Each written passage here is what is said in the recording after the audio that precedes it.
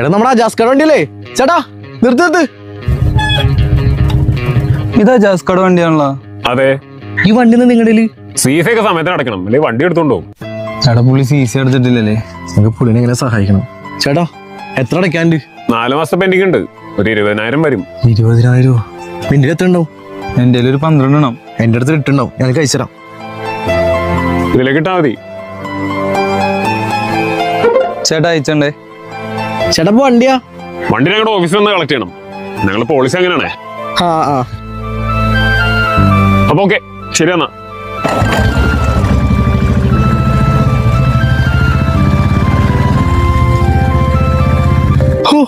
എന്തെല്ലാം മനുഷ്യൻ.